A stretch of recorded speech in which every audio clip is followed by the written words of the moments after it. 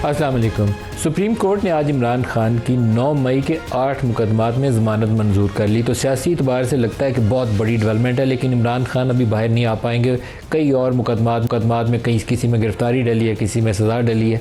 तो इमरान खान का बज़ाहिर अभी जेल से बाहर आना अडयाला से मुमकिन नज़र नहीं आता।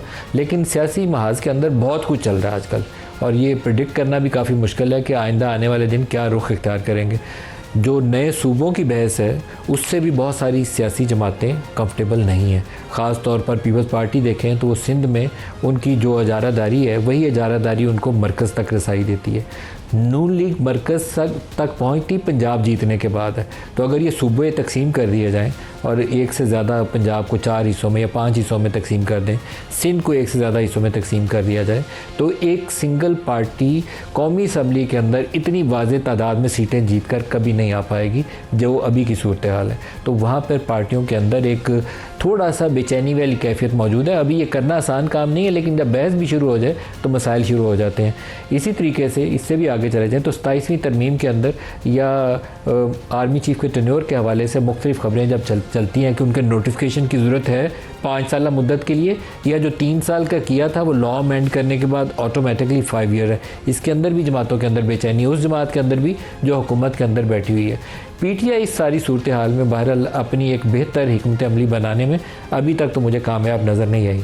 पाकिस्तान तहरीक इंसाफ के पास माजी के अंदर 2-3 ऐसे मौके थे कि वो अरेंजमेंट अच्छा करके इमरान खान को जेल से बाहर निकलवा सकते थे, लेकिन हर मौके के ऊपर कोई ना कोई ज़िद या कोई ना कोई नया जो बयान या मुतालबा सामने आ जाता रहा और इमरान जेल से वापस बाहर नहीं निकल सके। एक मौका था ट्रंप के इंतखाबात के बाद ओहदे का चार्ज संभालने से पहले, दूसरा मौका था 24 नवंबर में जब ये पेशावर से इस्लामाबाद की तरफ आ रहे थे। बहुत संजीदा किस्म की अरेंजमेंट थी मोहसिन नकवी और पाकिस्तान तहरीक इंसाफ की क़यादत के माबैन। एक ही मुतालबा था कि एहतजाज को पोस्टपोन करें और इमरान की रिहाई के ऊपर वो इंगेज कर रहे थे इनके साथ कि कोई रास्ता निकाल लेंगे। अल्टीमेटली हाई कोर्ट के लेवल से किसी जगह पे ज़मानत हो जाएगी और इमरान निकल जाएंगे। वो बात आगे नहीं चली क्योंकि उस वक्त इमरान की ज़िद ये थी कि 2, 4, 5, 6 हफ्ते बाद नहीं, अभी मुझे पहले कल रिहा करो फिर एहतजाज मुलतवी होगा। तो जब इस तरह की आप कड़ी शराइत रखें पेशी किस्म की तो फिर बात आगे चलती नहीं, बात टूट गई। और अभी जब पाकिस्तान और इंडिया के दरमियान में कशीदगी ज़ोरों पर थी, पाकिस्तान तहरीक इंसाफ ने एक दुरुस्त फैसला किया कि पाकिस्तानी होने का सबूत दिया। 25 करोड़ लोग हमारे इकट्ठे थे, खुदा का शुक्र है किसी ने तकसीम नहीं की। उस वक्त भी इमरान के पास अपॉर्चुनिटी थी इंगेज करते, और ये कशीदगी को दोनों के पास, मैं कहना चाहूँगा सिर्फ इमरान नहीं, इस्टेब्लिशमेंट के पास भी अपॉर्चुनिटी थी, डिसंगेज करते और पीछे पीछे हट जाते और सारी कौम उसको वेलकम करती, मान लेती। 9 मई का दुरुस्त मामला था? बिल्कुल भी नहीं था। एक अहमकाना फ़ैसला था। वो जिसने भी किया, इमरान खान से नीचे हो या इमरान खान खुद हो या इमरान खान से कोई बाला हो, अहमकाना फ़ैसला था। जब आप अपने इदारों पे हमलावर हो जाएं, जैसे सुप्रीम कोर्ट पे नून लीग के दौर में हुआ था, तो क्या अकल का फ़ैसला था? नहीं, ये सियासी खुदकुशी है। सारी उम्र के लिए एक दाग है जिसको धोया नहीं जा सकेगा। उसमें किस बंदे की कितनी इन्वॉल्वमेंट है ये तय करना कानून के इदारों का काम है। एक अदालती निज़ाम से ट्रांसपेरेंटली वो प्रोसेस चले और जो लोग उसके मुर्तकिब हुए हैं इस जुर्म के, उनको सज़ा मिले। सबको एक ही डंडे से हम हाँकने की कोशिश करें तो फिर मसाइल बनते हैं। इमरान के ऊपर कितना बोझ है वो भी कानून ने साबित करना है, और वो साबित हो जाए कि उसका कितना बोझ है तो फिर उसके मुताबिक आप तयन कर सकते हैं कि ये वाला हिस्सा इमरान खान का है। अभी तक ये चीज़ तय होनी बाकी है। सुप्रीम कोर्ट ने आज 8 मुकदमात में उनकी बेल दी है, और आज ही के दिन DGISPR का एक स्टेटमेंट है जो उनकी किसी मीडिया के लोगों से इंटरेक्शन है, उसमें उन्होंने कहा कि 9 मई करने वाले और मनसूबा साज़ों को कानून का सामना करना पड़ेगा। बिल्कुल ये सही बात है, जो कर रहे 9 मई उसी को करना चाहिए ना कानून का सामना। DGISPR का कहना था कि 9 मई सिर्फ फ़ौज का नहीं, कौम का मुकदमा, ये रियासत पाकिस्तान के ख़िलाफ़ साजिश थी। 9 मई जैसे इंतशार पर लोगों को माफ़ी मांगनी चाहिए। अब ये माफ़ी मांगने वाली ख़बर के ऊपर भी तनाज़ा है, मैं उसकी डिटेल में नहीं जाऊँगा, लेकिन 9 मई जिसने किया है, अगर वो सियासी पार्टियों के अंदर चीदा ओहदों के ऊपर मौजूद हैं PTI के अंदर, तो उनको माफ़ी मांगनी चाहिए। और अगर सियासी जमात के अंदर वो कोई अहदेदार नहीं है, चेयरमैन इमरान खान का, उस वक्त चेयरमैन थे PTI के, इमरान खान का उसके अंदर रोल है तो माफ़ी मांगनी चाहिए, नहीं है तो नहीं मांगनी चाहिए। इस तरह बैरिस्टर गौहर का एक स्टेटमेंट आया सामने। बाकी लोगों का भी उसी तरीके से तयन करना पड़ेगा कि किसने क्या किया। अब डॉक्टर यास्मीन राशिद जेल में है, उनको सज़ा हो चुकी है। अब मेरा ज़ाती तौर पर ख्याल ये है कि डॉक्टर यास्मीन राशिद जिस उम्र के हिस्से में, उनको जेल में जितनी सज़ा काट चुकी है उनको रिहाई मिल जानी चाहिए। हमारे मुआशरे में वैसे भी ख़वातीन से नरमी से पेश आया जाता है, तो अगर इस तरह का कोई तरीक़ाकार सियासी मैदान में तय हो जाए तो बहुत ही अच्छी बात है। ना हो सके तो फिर मसाइल बढ़ते हैं। मैं सवाल जो आपकी तरफ आने से पहले आपको बैरिस्टर गौहर का एक स्टेटमेंट सुनाना चाहूँगा, फिर आगे चलते हैं। दिखाइएगा जी। हम फरिश्ते नहीं थे, हमसे गलतियाँ हुई होगी, 9 मई गलत था, नहीं होना चाहिए था, आइंदा भी ना हो। इसको खान साहब ने कंडेम किया, हम सब ने कंडेम किया। हमारी सिर्फ इस्तेदा इतनी थी कि फेयर इन्वेस्टिगेशन करो, कानून के मुताबिक ट्रायल करो। जब हम असम्बली में बैठे तो 91 सीटें हमारे पास थी और आज हम बैठे हैं तो 76 सीटों के पास। इतने तो ख़जान में दरख्त से पत्ते नहीं जड़ते जितने तेज़ी से इन्होंने हमारे साथ मैंने ले लिए। ये एक दफ़ा स्टेटमेंट दोबारा इनकी बैरिस्टर गौहर साहब की सुनाएं ताकि वाज़ेह हो जाए कि पूरी चीज़ की वो खुले अंदाज में उसको कंडेम भी कर रहे हैं और क्या करना चाहते हैं वो भी बता दें। दोबारा दोहराइएगा इसको। हम फरिश्ते नहीं थे, हमसे गलतियाँ हुई होगी, 9 मई गलत था, नहीं होना चाहिए था, आइंदा भी ना हो। इसको खान साहब ने कंडेम किया, हम सब ने कंडेम किया। हमारी सिर्फ इस्तेदा इतनी थी कि फेयर इन्वेस्टिगेशन करो, कानून के मुताबिक ट्रायल करो। जब हम असम्बली में बैठे तो 91 सीटें हमारे पास थी और आज हम बैठे हैं तो 76 सीटों के पास। इतने तो ख़जान में दरख्त से पत्ते नहीं जड़ते जितने तेज़ी से इन्होंने हमारे साथ मैंने ले लिए।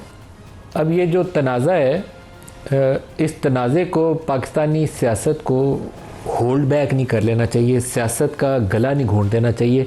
जिसने माफ़ी मांगनी है वो माफ़ी मांगे, सज़ा और जज़ा जिसने करनी है वो करे, जिसका मुफाहमत के ज़रिए रास्ता हमवार होता है वो करे, लेकिन आगे चलें। ये कशीदगी समेट लेनी चाहिए हमें, पाकिस्तान के मुफाद की खातिर, सिर्फ पाकिस्तान के लिए इस कशीदगी को समेट लें। प्रोग्राम के आगाज़ में सलमान अकरम राजा साहब, सेक्रेटरी जनरल PTI के, वो हमारे साथ हैं। राजा साहब, आपको खुशामदीद कहूँगा। जो आज सुप्रीम कोर्ट से 8 मुकदमात में वो ऑर्डर है, इसके ऊपर आपका क्या रद्दमल है सर? देखिए, हमारा रद्द-ए-अमल तो वही है जो होना चाहिए। कानून के मुताबिक मामला हुआ, ये बोगस मुकदमा है, इसमें कोई वजह नहीं थी कि ज़मानत ना होती। लेकिन देखिए, जो रियासत का रद्द-ए-अमल सामने आया है वो इंतहाई अफसोसनाक है। अब से चंद मिनट पहले लाहौर में अलीमा बीबी के घर पे हमला हुआ है। प्लेन कपड़ों में, सादा कपड़ों में लोग दाखिल हुए हैं, उन्होंने स्टाफ को मारा पीटा है। अलीमा बीबी की बहू घर पे थी, उनके साथ बदसलूकी हुई है, पोते पोतियों के साथ बदसलूकी हुई है और उनके बेटे शाहरेज़ को अगवा कर लिया गया है, जिसका कभी भी सियासत से कोई ताल्लुक़ नहीं रहा था। तो ये है रियासत का रद्द-ए-अमल। हम शदीद तरीन अल्फाज में इसकी मजम्मत करते हैं और ये मामला कौम के सामने रखते हैं। हम कहाँ आ गए हैं? एक अदालती फ़ैसले पर इस किस्म का रद्द-ए-अमल, ये पाकिस्तान में ज़रा सी भी क्या शराफत की कोई रमक बाकी रहने दी जाएगी या नहीं? कि आप, मैं, हम सब खौफ में एक महकूम कौम की तरह ज़िंदगी गुजारने पर मजबूर हैं? क्या आपको मुझे ये कबूल है? ये हुआ है आज नहीं, अब से चंद मिनट पहले ये हुआ है। मैं आपको जो बात बता रहा हूँ ये चंद मिनट पुरानी है। दुरुस्त है। सुप्रीम कोर्ट के फैसले के ऊपर आपका रद्द-ए-अमल क्या, आप उसको वेलकम करते हैं? दुरुस्त है, आप उसको वेलकम करेंगे या नहीं करेंगे? ज़ाहिर है दुरुस्त है जनाब, ज़ाहिर है दुरुस्त है, क्यों नहीं वेलकम करेंगे? देखिए, एक लग़्व मुकदमा है, 2 पुलिस के मुलाजमीन की बुनियाद पर पूरे मुल्क में लोगों को 10-10 साल सज़ाएँ दी जा रही हैं। एक कहते हैं मैं चक्री में कहीं खड़ा हुआ था, मैंने आवाज़ सुन ली, उसमें साजिश हथियार की जा रही थी। एक कहते हैं किसी तरह मैं ज़मान पार्क में इमरान खान के ड्राइंग रूम में दाखिल हो गया, वहाँ साजिश तैयार हो रही थी और वो गुफ्तगू करते रहे और मैं खड़ा सुनता रहा कहीं छुपा हुआ।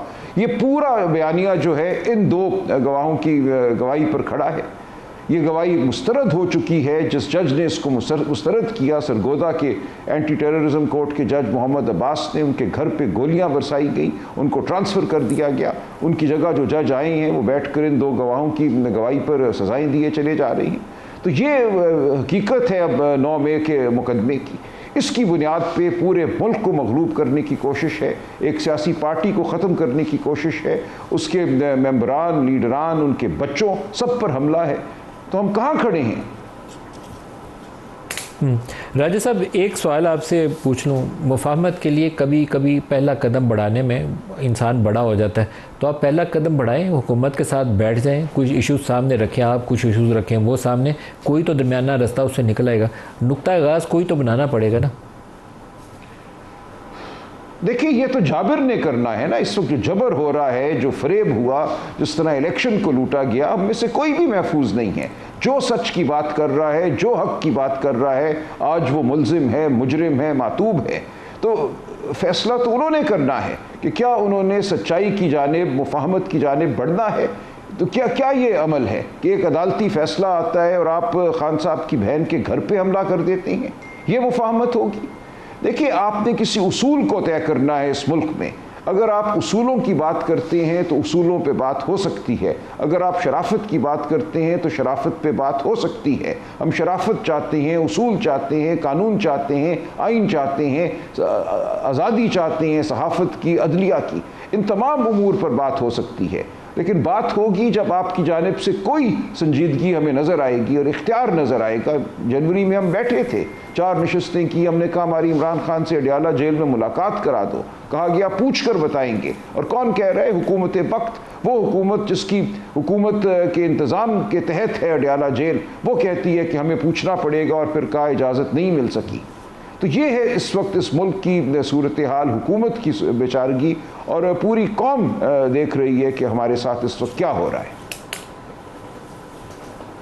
सलमान अकरम राजा साहब, आपका बहुत शुक्रिया, आपने हमें ज्वाइन किया। शहरियार रफ़ी और बैरिस्टर दानियाल चौधरी साहब हमें ज्वाइन कर रहे हैं इस्लामाबाद स्टूडियो से, दोनों को खुशामदीद कहूँगा। पहले दानियाल साहब आपसे पूछ लूँ, 9 मई के मुकदमात में सुप्रीम कोर्ट ने ज़मानत दी है और DGISPR का बयान है साथ कि उन्हें जो मनसूबा साज हैं जिन्होंने ये काम किया उनको कौम के सामने माफ़ी मांगनी चाहिए और रियासत पाकिस्तान के ख़िलाफ़ ये साजिश थी।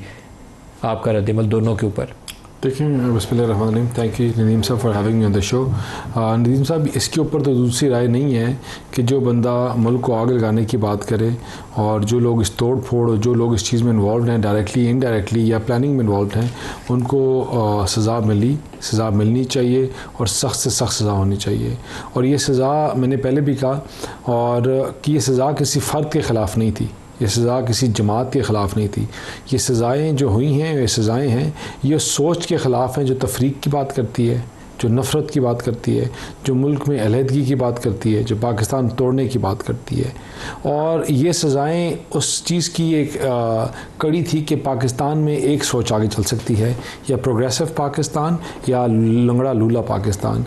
And that was a red line that was drawn इन सज़ाओं से कि जो लोग, पूरी दुनिया में ऐसा नहीं होता कि आप अपने इदारों पर हमला करते हो, पूरी दुनिया में नहीं होता कि आप अपने स्टेट टेलीविज़न को हॉस्टेज बना लो, पार्लियामान को हॉस्टेज बना लो। This had to stop and it was need of the hour as well. शायद कुछ लोगों के लिए सख्त सज़ा हो, कुछ को ज़्यादा कर दिया हो, लेकिन अनफॉर्चुनेटली फ़ौजदारी कानून है ऐसा कि अगर एक को रिलीफ मिले तो फिर सबको रिलीफ मिलता है। तो फ़ौजदारी कानून की कुछ शिकें चीज़ें देखकर आपको बाद दफ़ा कोर्ट्स और जो उसी तरह इम्प्लिकेट करते हैं।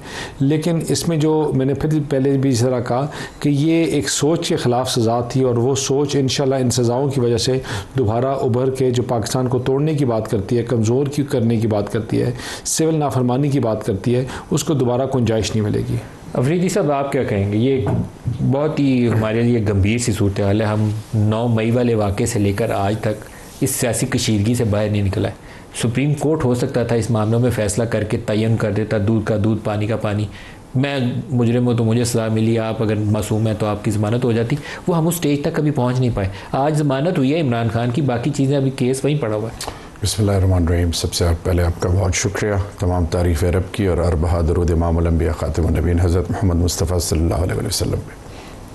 इस वक्त कौम जिस इस्तिराब से गुज़र रही है, सैलाब ज़दगान ऑपरेशन हो रहा है, सिविलियंस चाहे वो ड्रोन के थ्रू हों, चाहे अफवाज पाकिस्तान मेरे जवान जो शहीद हो रहे हों, बलूचिस्तान में जो कुछ हो रहा है, फ़ौज के जवान रोज़ाना शहीद हो रहे हैं जी, डेली, क्योंकि अफ़गानिस्तान साइड से हमले बहुत बढ़ गए। फिर सबसे बढ़कर ये कि इस वक्त इस मुल्क की सलामती को जो ख़तरा है, खुदा न खास्ता अज़ली दुश्मन हिंदुस्तान से, तो होश के तो नाखून ले लेने चाहिए थे।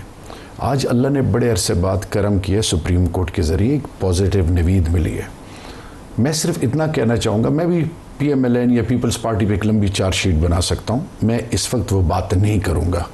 मैं सिर्फ बात एक करूँगा कि रियासत के अंदर तमाम इकाइयों को और तमाम सोचों को जब एक किया जाता है और अवाम उसके पीछे हों तो दुनिया की कोई ताकत उनको शिकस्त नहीं दे सकती। 80 साल पहले इज़राइल का वजूद ही नहीं था, ठीक है जी। वो इज़राइल जो दुत्कारे गए थे, जिनको नाज़िज़म के दौर में इतना रोला गया कि उनकी एग्जिस्टेंस तो छोड़े, उनकी कोई पहचान ही नहीं थी। कौन सी ऐसी चीज़ है जो इतने छोटे से मुल्क को दुनिया के, चाहे वो अमेरिका के अंदर यूएस स्टेट रिजर्व बैंक हो, चाहे ग्लोबल पॉलिटिक्स में हो, चाहे दुनिया की जितनी इस्तिलाएं हो, चाहे साइंस एंड टेक्नोलॉजी हो, और फोर्थ फ्रंट पे है। हकीकत को हकीकत समझना चाहिए। खान पाकिस्तान के दिल की धड़कन है। खान, मैंने अपनी ज़िंदगी वफ़ की है, जवानी दी है इस पार्टी को। खान के मुंह से मैंने कभी पाकिस्तान के ख़िलाफ़ बात नहीं सुनी। ये स्टेटमेंट मैं फिर दोहराता हूँ हर शो में कि मेरी ज़िंदगी से ज़्यादा अहमियत अफवाज पाकिस्तान। 9 मई के लिए आप क्या सोचते हैं? मेरी अर्ज़ सुने, खान ने क्या कहा था 9 मई? आज पहले सुप्रीम कोर्ट में हमारे वकील ने क्या कहा कि जी 5 अगस्त से घड़ी ने चलना शुरू किया और आज तक घड़ी चल रही है। जिसने भी किया उसको इबरत बनाना चाहिए। जिसने 9 मई किया जी एब्सोल्युटली, उस पे तो देखिए उसको इबरत का निशान एब्सोल्युटली। मैं कह रहा हूँ देखिए जी, उसकी वजह क्या है? खान ने क्या कहा कि आप सीसीटीवी फुटेजेस मंगवाएं, आप इस पे जुडिशियल कमीशन बनाएं, मुझे भी बताएं, पार्टी का लोग या कोई भी उसमें मुलविस हो, so that they can be made an example. एक बंदा वॉलंटियर करके फिर स्पीकर साहब ने एक इनिशिएटिव लिया पार्लियामेंट के सतह पे, प्राइम मिनिस्टर ने कहा कि जी मैं हाथ मिलाना चाहता हूं और इस चीज को हल करना चाहते हैं। क्या हुआ उसका? एक मुलाकात नहीं करा सकी। अभी सेक्रेटरी जनरल साहब ने आपको कहा। आज के दिन अलीमा आपा के घर पे ये रेड करना क्यों जरूरी था? यानी इसका मकसद क्या है? मैं सिर्फ ये कहना चाहूं, एक तरफ हम एम्फेसाइज कर रहे हैं जिनको आपने कल डिजिटल दहशतगर्द कहा था, क्या वो 10 मई से पहले वो जब कौम को जरूरत पड़ी वो शीशा पिलाई हुई दीवार बने? क्या जरूरत थी कि 8/7 के डेथ सेल से खान साहब हिंदुस्तान को भी ललकार रहे, इजराइल को भी ललकार रहे और एनआरओ नहीं मांग रहा अपनी जात के लिए, पाकिस्तान की बात कर रहा है। मैं एम्फेसाइज करूंगा, खुदा का वास्ता है इस चीज को, it has to stop somewhere. आज सुप्रीम कोर्ट के थ्रू एक मैसेज आया 9 मई के हवाले से, खुदा के लिए झूठ झूठ होता है, सच सच होता है। मैं सिर्फ इतना कहना चाहूंगा, मैं एक उस शख्स का बेटा हूं जो तहरीक अपने उनको गोल्ड मेडल मिला था। मेरे साथ क्या हुआ, बाकियों के साथ क्या हुआ, मैं उस पर नहीं जाना चाहता। ये पाकिस्तान के खिलाफ एक साजिश है, पाकिस्तान की बुनियादों के खिलाफ साजिश है। मुझे बताएं, हमने जीतना है कबाइल को, हमने जीतना है बलोचों को, हमने जीतना है पंजाबी, सिंधी, गिलगित बल्तिस्तानी, कश्मीरी, इस्लामाबाद टेरिटरी, पाकिस्तान की तमाम सोचों को जीतना है। इस दौरान अगर हम आपस में डिवाइडेड रहें, एक दूसरे की तस्लील का सबब बने, एक दूसरे को गिराना चाहें, तो मैं एक चीज आपको बताऊं, ये गिराने का इख्तियार अल्लाह के पास है। और मुझे बताएं, एक और चीज मैं आज कहना चाहूंगा। इस वक्त आपने एक बात की और मैं रिपीट, क्योंकि मैं चेयरमैन कश्मीर कमेटी रह चुका हूं, क्या वाइब्स आ रही हैं मकबूजा कश्मीर से कि एक दफा फिर हिंदुस्तान के अंदर मैस लेवल पर उनकी आर्मी तैयारी भी कर रही है और बॉर्डर की तरफ मूवमेंट कर रही है। क्यों कर रहे हैं वो लोग? मोदी की सियासत का जनाजा निकल रहा है आरएसएस का, उसके पास जब भी इलेक्शन आता है, जब भी उनका ग्राफ गिरता है, वो एंटी पाकिस्तान स्लोगन्स उठाते हैं। मेरी मुल्क की सलामती की बात है, ये जो जवान शहीद हो रहे हैं, इस वक्त पार्लियामान के तकद्दुस का सवाल है, इस मुल्क की सलामती का सवाल है। भाई बार बार जब मेरा लीडर कह चुका है, हम बार बार इसको कह रहे हैं, मेरा अभी मौजूदा चेयरमैन जो बैरिस्टर गौर साहब कह चुके हैं, अभी सेक्रेटरी जनरल साहब ने कहा कि हम इन रवैयों में कैसे आगे चलेंगे, हम तो तैयार हैं। खान साहब is all for Pakistan. Khan साहब जात की बात नहीं करते। मैं प्लीज, बैरिस्टर दानियाल मेरा छोटा है, मैं इसको ये कहना चाहूंगा कि जोड़ की बात करें। आपकी पार्टी या कोई भी पार्टी अगर आज इस चक्कर में हो कि अगले को गिरा दें, आप नहीं गिरा सकते। बैरिस्टर दानियाल साहब, जो 2 बयान है मेरे सामने, एक अभी इन्होंने कहा कि ये 9 मई पाकिस्तान के खिलाफ साजिश थी, एक सामने मेरे पास तहरीरी बयान है, वो DGISPR कह रहे हैं, जो फौज के तर्जमान है वो कह रहे हैं ये 9 मई रियासत पाकिस्तान के खिलाफ साजिश थी। दोनों कह रहे हैं साजिश थी, तो साजिश का हल ढूंढने आगे तो चलें। हम 2-3 साल से फंस गए हैं उसके अंदर, आगे नहीं बढ़ रहे।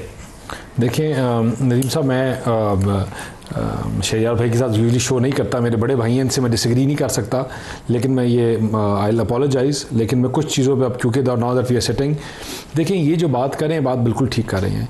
ये जिस सांस से ये कह रहे हैं कि हम ठीक हैं, उसी सांस से मैं ज़्यादा दूर नहीं जाता। मैं let's not go in history, I will talk about a few weeks back कि जब आपके आर्मी चीफ, जो आपके सिपा सलार थे, जो आपकी जंग जीत के गए, जिस अमेरिका में जब वो ट्रंप को मिलने गए, तो जिस गाड़ी में campaigns of free Balochistan, free जो पाकिस्तान का टेररिज्म के ऊपर एक्ट की बातें की जाती, उसी कैंपेन के ऊपर टेररिस्ट का कहा जा रहा था आपके आर्मी चीफ को। उसी कैंपेन में आपके पाकिस्तान के आर्मी चीफ जो आपके सिपा सलार हैं, who was the only shield between you and India, जिनकी पूरी टीम थी, उन्हीं की वो शील्ड। देखिए मुझे बात है इनकी अमेरिकन चैप्टर, मतलब did we not see Shahzad Gill, did we not see दूसरा जो है क्या नाम है तादर, एक शहजाद गिल है और दूसरा Shahzad Akbar, did we not see them in the processions जो अमेरिका में होते हैं आर्मी चीफ के अगेंस्ट? आपका कहना है कि दोनों ने इसको फंड किया, इस जो कैंपेन थी आर्मी चीफ के खिलाफ, इन दोनों ने फंड किया? They have been leading it from the front, मतलब there is no second about it, you have seen them. देखिए आप एक सांस में कहते हैं कि गलत है, आप जब छत के ऊपर जाते हैं तो आप गालियां देते हैं, आप जब ग्राउंड फ्लोर पे आते हैं तो आप कहते हैं दोस्ती कर लो। It does not work like that कि आपने अगर करना है तो फिर यूं थोड़ी होगा चीज़ें कि आपके बैठे हुए आपके लोग जो हैं अपने लोगों के, अपने अफवाज के खिलाफ, we are no different than Gaza, we are not prettier, we are not better, we are not nothing better than them. हमारा हाल भी वही होना था जो उनके बच्चों का हो रहा है। अगर हमारी जवान जो अपनी जानें देते हैं, जैसे शरियार भाई कह रहे थे, या और लोग जो अपनी जानें देते हैं हमारे मुल्क के लिए, अगर ये अफवाज पाकिस्तान ना हो तो हमारे से बदतर हाल होता। तो आप फिर उन्हीं को गालियाँ देते हैं, आप उन्हीं के खिलाफ कैंपेन्स करते हैं, उन्हीं के खिलाफ सोशल मीडिया कैंपेन्स करते हैं, और फिर आप कहते हैं हमने क्या किया। जब आप पकड़े जाएँ तो आप कहते हैं हमारा इनसे कोई ताल्लुक नहीं है। This is not how things go forward. ऊपर आप ब्रेक ले लूँ, ब्रेक से वापसी पे मैं आपसे पूछूंगा, इन्होंने दो लोगों के नाम लेकर कहा है कि उन्होंने कैंपेन रन की, कि आप उनको ओन करते हैं या डिसओन करते हैं? ब्रेक ले लें, ब्रेक से वापसी पे हम यहीं से गुफ्तगू का आगाज़ करें।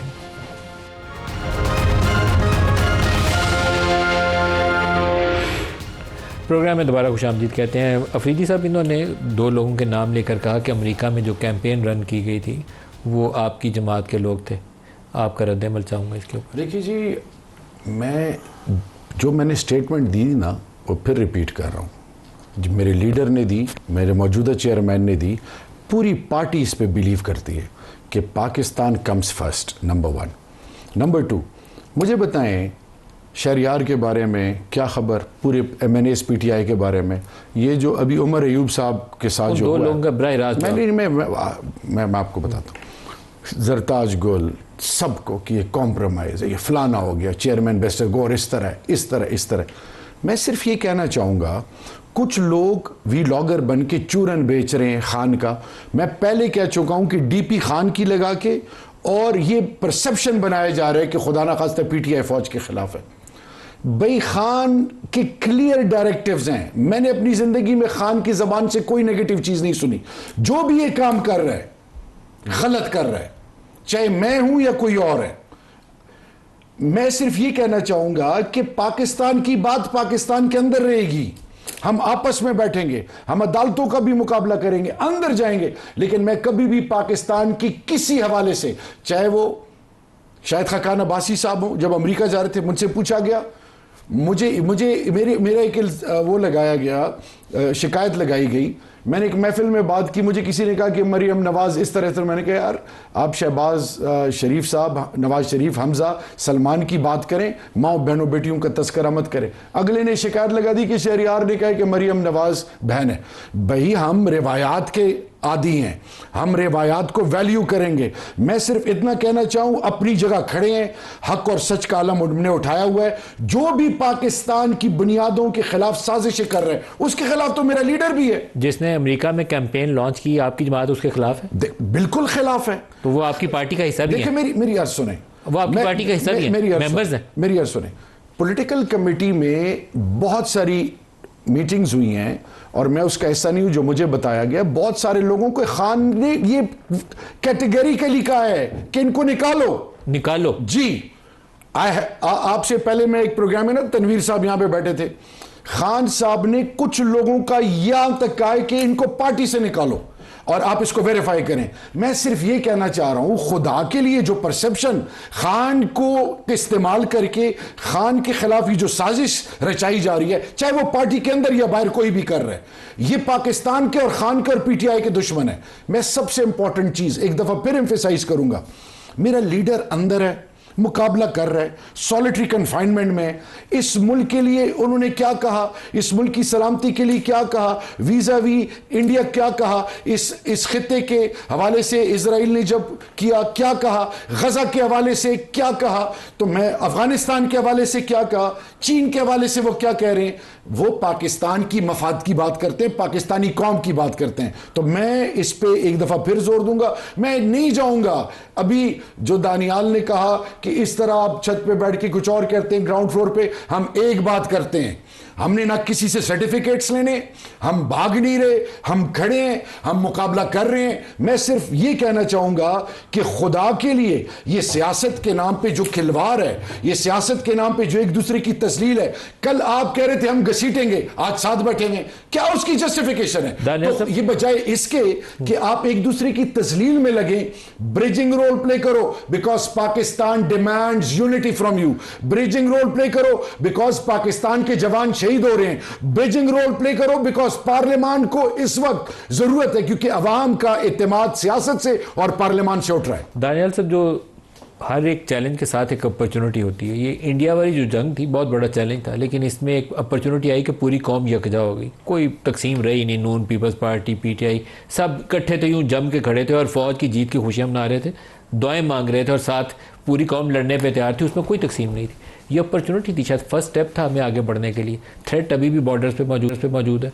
देखें, शहरियार साहब जिस तरह कह रहे हैं, उन्होंने बड़ी अच्छी बात की, और शायद अगर सारे पीटीआई के जो इनके लीडर्स हैं वो ये बात करें कि शहबाज गिल जैसे और शहजाद अकबर जैसे लोगों को पार्टी से निकाला जाए, और इमरान खान साहब ने कहा जिस तरह, ये तो 10 दफ़ा रिपीट कर दिया जुमला, क्या कि ऐसे लोगों को निकाला जाए, तो बिल्कुल अगर ये देखें ऐसी ये बातें अगर ये करते हैं और इनकी पार्टी में अगर कोई जगह नहीं है ऐसे लोगों की, तो बिल्कुल फिर इनका नैरेटिव भी नहीं चलना चाहिए, और अगर इनके नैरेटिव की बात आती है तो इनको डिस्ट्रिगार्ड भी इसी तरह सारों को करना चाहिए। आई थिंक इट्स अगर आपसे सवाल कि एक बयान अभी मैंने बैरिस्टर गौहर का चलाया है, उसमें भी कोई एम्बिग्यूटी नहीं है, कैमरे के ऊपर है, कौम के सामने वो कह रहा है कि 9 मई गलत हुआ है, वो हमको फरिश्ते नहीं थे, आगे चलना चाहिए, ये भी कह रहे हैं। ये बात कोई रास्ता निकाले ना, आपस में बैठे कितनी देर टकरे मारते रहेंगे, आखिर में तो बात करनी पड़ेगी। मसला ये जिस तरह शहरियार साहब कह रहे हैं ना कि इनकी सारी जमात ये नहीं कह रही, ये आज भी ढील और ढील के मुंतज़र हैं, बसाखियाँ ढूंढ रहे हैं, ये पार्लियामान की तरफ बात नहीं कर रहे।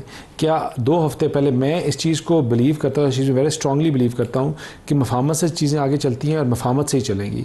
हम जब तक इकट्ठे बैठ कर चीज़ों को आगे नहीं चलाएंगे कोई रास्ता नहीं निकलेगा। अगर इनका कोई दोस्त है तो सियासतदान है, सियासी जमातें हैं, लेकिन सियासी जमातों की तरफ रुख नहीं करते। ये आज भी पार्लियामान से की तरफ रुख नहीं कर रहे। ये नेगोशिएशन टेबल से कौन उठ के गया था? क्या मेरी जमात उठ के गई थी? हम तो बैठे हुए थे, ये उठ के गए थे, ये छोड़ के गए थे। आज भी पार्लियामान के मेजॉरिटी सेशंस देखेंगे तो जिसमें आप जॉइंट सेशन जो और करें तो उसमें आपको आइन की धज्जियां उड़ाते हुए, फाड़ के फेंकते हुए आपके पार्लियामान के ऊपर ये चले जाते हैं। बात वहाँ लोगों की होती है ना, हल करने की बात होती है। मैं कहता हूं इनकी जमात की जो तान टूटती है ना, शुरू भी वहीं से होती है और टूटती भी वहीं से, पीटीआई वालों की, कि हमें इमरान से मिलने नहीं देते। तो इमरान से मिलने देंगे तो क्या क़यामत आ जाएगी? इनको सारी जमात को बस में भर के लेके जाए, रोज़ कहीं मुलाकात करें, क्या फ़र्क क्या पड़ेगा उससे? कोई फ़र्क नहीं पड़ेगा। तो मिलने देंगे, मैं बिल्कुल इनको मिलने देना चाहिए, लेकिन देखें वहाँ खाली इमरान खान कैदी नहीं है, वहाँ और कैदी भी हैं, वहाँ 8000 और लोग भी हैं। आप जब उन सारों की चीज़ों को एट स्टेक लेके जाते हैं, इन्होंने 130 रिट्स की, नॉट 1, 130 रिट्स थी इस जेल सुपरिटेंडेंट के ऊपर, and one after another he justified all of them, he answered all of them. और मैं ये हल्फन कह सकता हूँ without any help, support from government, any institution, himself, because जो चीज़ें हुई हैं वो आज तक मैनुअल के मुताबिक हुई हैं, मैनुअल के थ्रू हो रही हैं, और जो मैनुअल कहता है जेल मैनुअल, उसी के तरीके हो रही है। और वो जेल मैनुअल की अमेंडमेंट्स मैं नहीं लेके आया था, वो जेल मैनुअल की अमेंडमेंट्स इनकी जमात लेके आई थी। सर, शहबाज साहब को इमरान खान ने जेल में डाला हुआ था, उनकी अहलिया तमीना बीबी ने एक बयान दिया कि उनको 10x10 के सेल में रखा हुआ है। पार्लियामेंट हाउस में वो स्पीकर ने तलबी की थी, इन्हीं की जमात के स्पीकर ने, तो मैं जाके उनका स्पेशली इंटरव्यू करने गया कि अगर ये ज्यादती जुल्म इमरान खान कर रहे हैं तो आप जेल मैनुअल एक फॉर्मर प्राइम मिनिस्टर को, जो बड़ा एक लीडर है जमात का सरबराह, आप उसके लिए गुंजाइश रखते हैं ऑलवेज। पोलिटिकल केसेस की है, नेचर सारी पोलिटिकल केसेस की है, कोई बंदा नहीं मारा हुआ, कत्ल का मर्डर नहीं है, कोई केस नहीं है, तो आपको गुंजाइश रखनी चाहिए आगे बढ़ने के लिए हमेशा। देखिए, मैं अगर नदीम मलिक साहब, अगर आप मेरी ज़ाती राय अगर पूछेंगे ना, थोड़ा सा पार्टी को भी अगर पीछे छोड़ जाएं, तो मैं मफाहमत का मैं हमेशा कहता हूँ हर चीज़ मफाहमत से हल होती है। दुनिया में ऐसी कोई चीज़ नहीं है जो टेबल पे बैठ कर डायलॉग से हल ना हो। मुल्क को आगे बढ़ना चाहिए, इस मुश्किल टाइम पे चीज़ों को आगे लेके जाना चाहिए। People like Shahryar Afridi sahab who are wise, who are sensible, इन लोगों को लीड लेनी चाहिए और चीज़ों को हल करें। आई थिंक कौम भी तंग आ गई है, सीधी बात आपको मैं बताऊँ, और लोग भी ये कह रहे हैं कि यार कि चीज़ों को हल करें, चीज़ों को आगे चलाएं। ये बैठ के सैनिटी प्रिवेल करेगी तो चीज़ें हल होंगी। ये पार्लियामान में बैठ के जमातों के साथ बैठ कर मशावरत करेंगे तो चीज़ें हल होंगी। अगर ये ज़ोर और ज़बरदस्ती से करेंगे तो चीज़ें नहीं हल होंगी, और इनको पता है कि क्यों नहीं हल होंगी। चीज़ों को हल की तरफ लेके जाएं, चीज़ों को वाइंड अप करें, मतलब how more will we drag it. और कितने लोगों के बच्चों को हम कहेंगे कफन पहन कर आओ, ये कफन वाली बात भी पुरानी नहीं है। कितने के बच्चों को कहेंगे कि इस्लामाबाद के ऊपर हमला करो, वफाक के ऊपर। Things need to settle down, they need to settle down. चीज़ों को चलाएं और हल की तरफ लेके जाएं। आज पाकिस्तान के जो लोग हैं वो गाली गलोच, तफरीक और नफरत के बयानिए को उठाने के लिए तैयार नहीं है। उनके कंधों पर इतना जोर नहीं है, ना अपना उठाने के लिए तैयार हैं। लोग चाहते हैं कि चीज़ें आगे चलें, बेहतरी की तरफ चलें, मैशत बेहतर हो, मुल्क बेहतर हो। और आज जो पाकिस्तान जहाँ खड़ा हुआ है, वर्ल्ड ऑर्डर है, माइट इज़ राइट।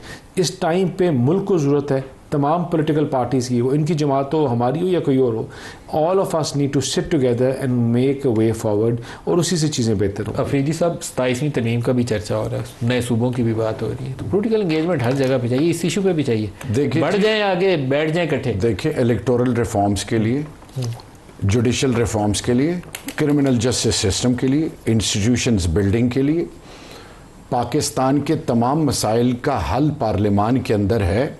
लेकिन बिकॉज मैं फिर तोड़ की तरफ नहीं जा रहा, मुझे ये लूज बॉल्स दे रहे हैं, लेकिन मैं बात सिर्फ उस पॉइंट पे करूंगा। नंबर 1, जब आपके पास इख्तियार ही नहीं है, जब आपके पास इख्तियार ही नहीं है और आप ओनरशिप लेते हैं, तो व्हाट विल हैपन? आपकी अपनी क्रेडिबिलिटी कॉम्प्रोमाइज होगी। मैं ये पूछना चाहता हूं कि आपने नेगोशिएशन स्टार्ट की पीटीआई के साथ, पीटीआई आपके साथ बैठी, 4 बैठकें हुई, एक मुलाकात नहीं करा सके, और आपने क्या कहा? अपने ऊपर नहीं लिया, हम पूछेंगे और पूछ के बताएंगे। जी वो नहीं मुलाकात करा रहे, व्हाट डज इट मीन? आपकी इज्जत कहां रह गई? आपको उस कुर्सी पे बैठना ही नहीं चाहिए।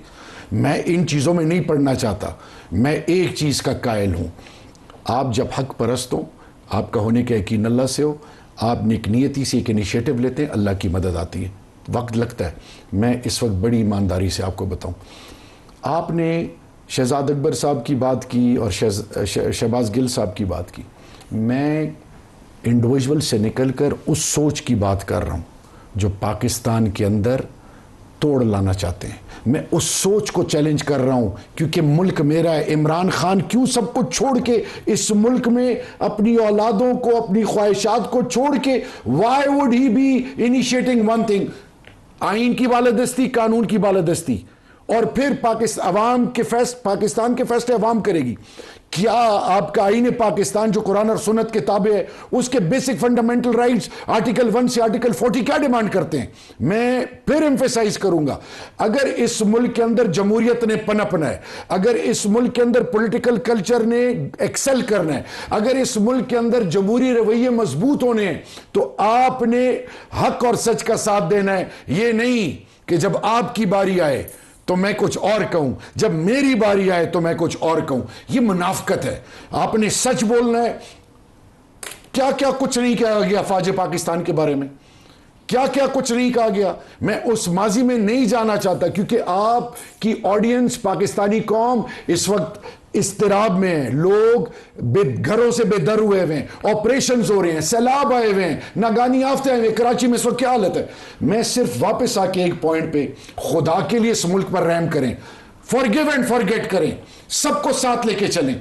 किसी सिवाय अल्लाह की किसी के पास इख्तियार नहीं है। आज इस मुल्क की तमाम सोचों की नजरें पाकिस्तान और इस्लामाबाद पे लगी हुई हैं। दानियाल साहब, जो आप 27वीं तरमीम और नए सूबों का आजकल बहस चल रही है, आप कुछ भी करना चाहें तो आपको पॉलिटिकल एंगेजमेंट करनी है, तो क्यों नहीं इनिशिएटिव लेते? बैठ जाए इकट्ठे, एक सोच। साहब, आज मैं आपको एक बात बताऊं, इस मुल्क का, जिस तरह शहरियार साहब ने कहा कि इमरान खान से बड़े भी इश्यूज़ हैं, हम इस इशू से आगे नहीं निकल रहे।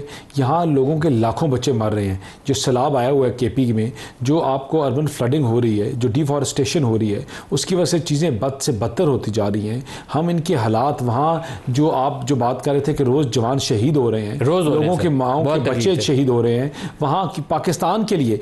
हम इस टॉपिक से मैंने आज 3 अगर शोज़ किए तो मेरे तीनों शोज़ जो थे वो 9 मई इमरान खान और इनकी बातों के ऊपर थे। उस बच्चे की आवाज़ ना ये उठा सके ना मैं उठा सका। वो जो शहीद हो रहे हैं, जो कभी सैलाब में बेचारे डिफॉरेस्टेशन की आवाज़ उठा रहे हैं, कोई उठा रहे, आप उनकी आवाज़ उठा रहे हैं, लेकिन उनकी आवाज़ बन नहीं रहे। उनकी आवाज़ बने, उनके लिए रास्ता निकालें। तो जब ये हम जब तक देखें ना ये चीज़ों को, हम इस मुल्क को ज़रूरत है, हम इससे जब तक बालातर होकर आगे चलकर बात नहीं करेंगे तो चीज़ें हल नहीं होंगी। कि आज भी जो बच्चे अपनी जानें दे रहे हैं, जवान हमारे जानें दे रहे हैं, वो इसलिए दे रहे हैं कि मुल्क महफूज रहे, ये मुल्क रहे। जो लोग ये डिफॉरेस्टेशन कर रहे हैं, जिनकी वजह से अर्बन फ्लडिंग हो रही है, जिनकी वजह से लाखों दरख्त पीछे से कट के आते हैं और ये जो हाल करते हैं, they still earning billions of rupees and dollars, they're left there, no one to answer, no one to question them। आप इन ऐसी चीज़ों से के साथ हम जब इन चीज़ों को, इतने बड़े बड़े इश्यूज़ को इग्नोर करते हैं रोज़, क्योंकि इन इश्यूज़ की लाइफ शायद उन लोगों के लिए तो पूरी ज़िंदगी हो, लेकिन मीडिया की नज़र में 4, 5, 6, 10 दिन इनकी लाइफ होती है। और उनके प्राइम टाइम पे हम बातें करते हैं कि इमरान खान को आज रोटी ठीक मिली है नहीं मिली, आज कढ़ाई ठीक थी या नहीं थी, मुर्गी देसी थी या मुर्गा था, डंबल थे या नहीं थे। मतलब मैं कहता हूँ कि courts are doing their jobs. आज उनको रिलीफ मिला, अल्लाह कि आगे भी करे और चीजें हल हों, लेकिन the bigger issues in this country need to be addressed. इनकी गवर्नेंस को क्वेश्चन किया जाए। बैरिस्टर दानियाल चौधरी साहब, शहरियार अफरीदी साहब और सलमान राजा साहब हमारे साथ हैं। आज के लिए इतना इजाजत दीजिए। अल्लाह हाफ़िज़।